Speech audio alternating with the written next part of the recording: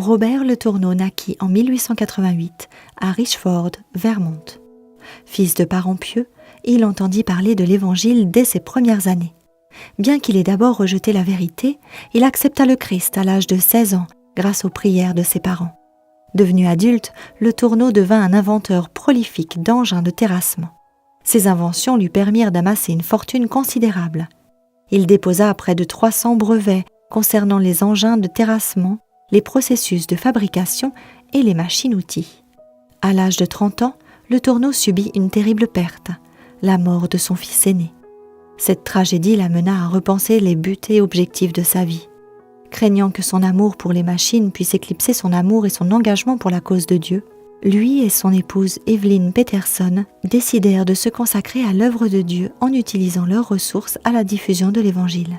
L'histoire de Le Tourneau se répandit largement dans le public lorsqu'il fit le choix radical de donner 90% de ses revenus à Dieu et de vivre avec les 10% restants. Il était connu sous le nom de businessman de Dieu. Un jour, quelqu'un lui demanda « Monsieur Le Tourneau, est-il vrai que vous donnez 90% de vos revenus au Seigneur ?» Il répondit « Non, je ne donne rien à Dieu, tout lui appartient. C'est moi qui garde 10% de ce qui lui appartient. » Cette histoire illustre le fait que seul Dieu, le donateur, peut être véritablement généreux.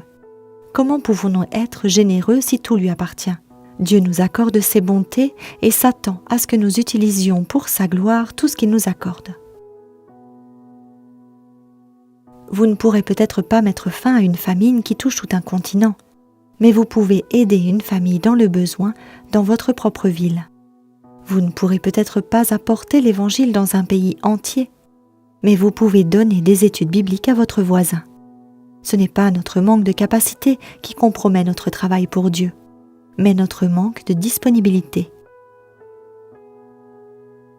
Réfléchissez à ce que Dieu peut faire avec des choses apparemment aussi insignifiantes que la fronde de David, quelques pains et quelques poissons, ou la petite quantité d'huile et de farine d'une pauvre veuve. Des petites choses peuvent produire de grands résultats lorsque nous les plaçons entre ses mains.